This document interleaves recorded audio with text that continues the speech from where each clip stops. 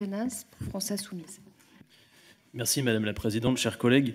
Contrairement aux apparences, ce projet ne fait pas qu'opérer une mise en cohérence entre le droit français et le droit européen. Il libéralise la gestion des données personnelles et nous le déplorons.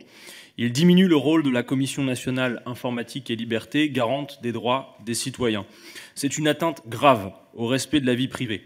Des millions de nos concitoyens utilisent leur smartphone, vont sur les réseaux sociaux et c'est leur vie privée qui est offerte aux multinationales spécialistes du fameux Big Data. Concrètement, ce projet de loi fait semblant d'ignorer la puissance des géants du net. Il ignore que des secteurs entiers ne reposent que sur l'exploitation de ces données et que derrière l'apparente gratuité de nombreuses applications et sites internet, c'est finalement le consommateur qui devient le produit lui-même.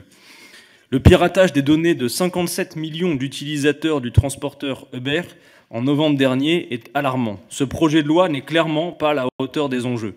Le profilage doit être interdit.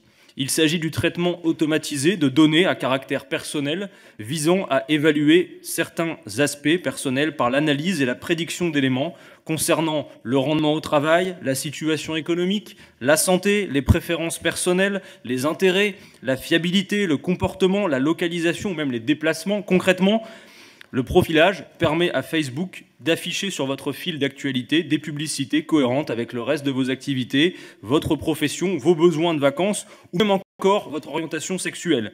Nous devons aussi interdire le croisement de données non sensibles pour obtenir des données sensibles. Car aujourd'hui, par exemple, une application de running permet de mesurer vos performances sportives. Parallèlement, l'utilisation de la géolocalisation sur votre téléphone permet de savoir si, par exemple, vous consultez régulièrement un médecin traitant. Ces données, qui paraissent de prime abord inoffensives, regorgent pourtant de richesses pour les entreprises spécialisées dans leur collecte et leur gestion. Mais elles pourront aussi être vendues aux plus offrants et à ceux qui ont intérêt à connaître l'état de santé de leurs clients. Je pense par exemple aux assurances, qui pourront en apprendre beaucoup en passant outre le secret médical. Et ce n'est qu'un que ce projet de loi ne prévoit pas de combattre. Le gouvernement ici sous-estime l'habileté de l'industrie du web à se procurer les données les plus rentables, et ce au détriment du consentement et de la vie privée des personnes.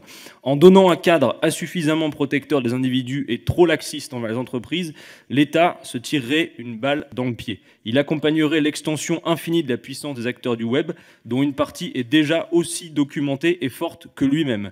Et il ne se donnerait pas les armes nécessaires à combattre les inévitables dérives d'un secteur dont chacun est de plus en plus dépendant. Pour finir, ce n'est pas à l'État de régir le fonctionnement d'Internet, bien sûr, mais c'est à lui d'y garantir la protection des individus et le respect de la loi, et nous en sommes visiblement encore bien trop loin. Je vous remercie.